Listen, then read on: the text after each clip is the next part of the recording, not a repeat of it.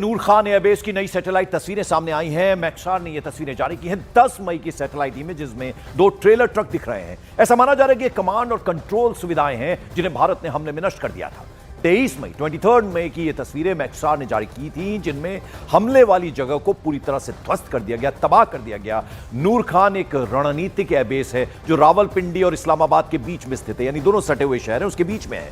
भारत के हमलों से लगभग 2 हफ्ते पहले ली गई 25 अप्रैल की सैटेलाइट इमेजरी में सुविधा और बिना क्षतिग्रस्त ट्रक दिखाई दे रहे हैं। 10 मई की सैटेलाइट इमेज अगर आप देखें तो उसमें 2 ट्रेलर ट्रक दिख रहे हैं। माना जा रहा है कि ये कमांड और कंट्रोल सुविधाएं हैं जिन्हें भारत ने हमले में पूरी तरह से नष्ट कर दिया था। उधर पाकिस्तान आज यौम तकबीर मना रहा है, यानी उस दिन का जश्न जब पाकिस्तान ने न्यूक्लियर टेस्ट किया था, लेकिन उसकी न्यूक्लियर हथियारों की पोल खोलने वाला एक वीडियो सोशल मीडिया पर वायरल हो रहा है। पाकिस्तान के पूर्व न्यूक्लियर साइंटिस्ट अब्दुल कादिर खान का एक टीवी इंटरव्यू वायरल हुआ है जिसमें वो ये कह रहे हैं कि पाकिस्तान के तत्कालीन पीएम नवाज शरीफ तो पटाखा भी नहीं फोड़ सकते थे, तो न्यूक्लियर हथियार के लिए उनमें कहां से हिम्मत आती।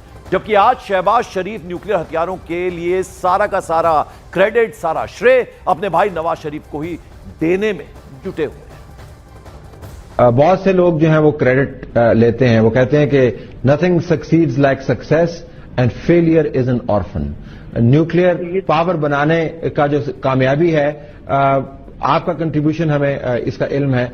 नवाज शरीफ साहब बारहा कहते हैं कि अगर मैंने फैसला ना किया होता, अमरीकी दबाव ना बर्दाश्त किया होता, तो पाकिस्तान कोवर्ट से ओवर्ट न्यूक्लियर पावर न बनता। आपकी असेसमेंट चाहिए। जी, अब ये तो सब तारीख को पता है। आप एसएम जफर साहब से पूछ लीजिए क्या पूरी एनजीओ किसने बनाया। नवाज शरीफ साहब तो पटाखा भी नहीं फोड़ सकते थे और न फोड़ने के काबिल हैं, और भुट्टो साहब घास खा के भी बम नहीं बना सकते थे। बनाया हमारे रफ़ाकार, और हमने अपनी जान कुर्बान करके, अपनी फैमिली लाइफ कुर्बान करके, और थोड़ा भी साइंटिस्ट और इंजीनियर है। इन्होंने क्या किया, इनमें तो ये हो या कोई और हो, इनमें तो इतनी भी सलाहियत नहीं थी कि जब मिसाइल फायर हुई, इतना बड़ा वो कारनामा था पाकिस्तान के लिए, बैलिस्टिक मिसाइल गोरी फायरिंग, तो भी कोई नहीं आया खड़ो के देखता।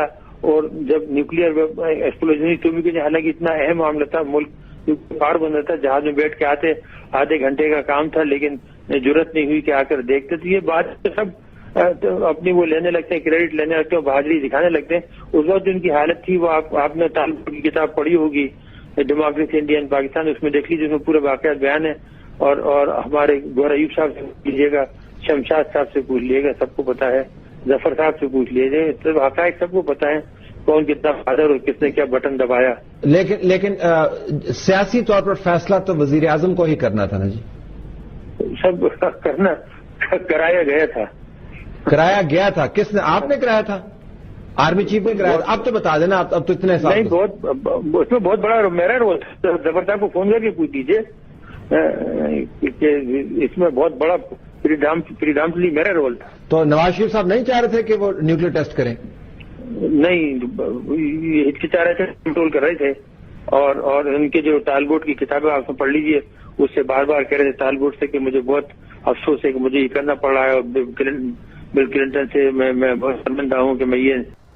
उधर पाकिस्तान के निर्वासित नेता और मुत्तहिदा कौमी मूवमेंट के फाउंडर अल्ताफ हुसैन ने भारत के प्रधानमंत्री नरेंद्र मोदी से हेल्प मांगी है। अल्ताफ हुसैन ने पीएम मोदी से अपील की है कि वो बंटवारे के बाद भारत से पाकिस्तान आए उर्दू बोलने वाले शरणार्थियों यानी मुहाजिरों के उत्पीड़न के मसले को इंटरनेशनल लेवल पर उठाएं।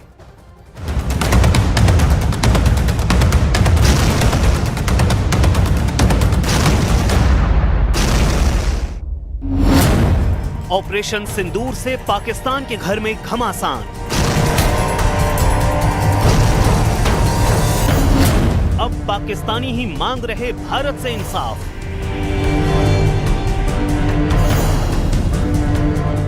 ऑपरेशन सिंदूर के बाद से पाकिस्तान में आंतरिक कलह मची है। हालात ये हैं कि पाकिस्तानी खुद अपने ही देश के नेताओं को बख्शने को तैयार नहीं। इतना ही नहीं, बल्कि पाकिस्तानी नेता अब भारत से इंसाफ की मांग कर रहे हैं। पाकिस्तान की राजनीति में लंबे समय से निर्वासन झेल रहे मुत्तहिदा कौमी मूवमेंट के संस्थापक अल्ताफ हुसैन ने भारत के प्रधानमंत्री नरेंद्र मोदी से भारत से आए मुहाजिरों की मदद करने और उन्हें बचाने की अपील की है। मुहाजिरों को बचाएं मोदी।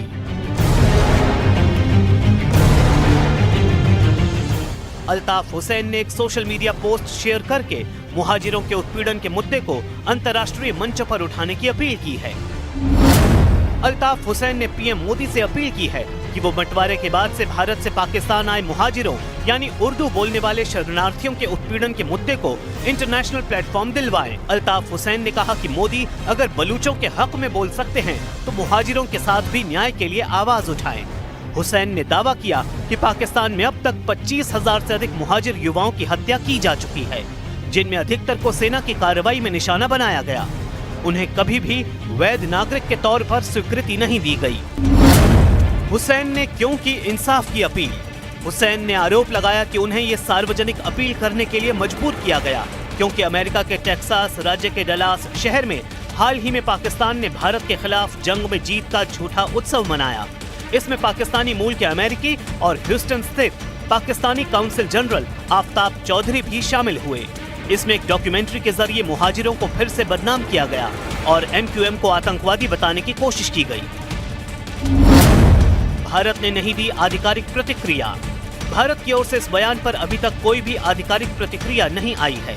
हालांकि बीजेपी नेता प्रदीप भंडारी ने सोशल मीडिया प्लेटफॉर्म X पर कहा है कि पाकिस्तान के नेता भी मोदी जी से मदद की भीख मांग रहे हैं। पाकिस्तान खुद पाकिस्तान की पोल खोल रहा है। ऑपरेशन सिंदूर ने पाकिस्तान की नींद उड़ा दी है।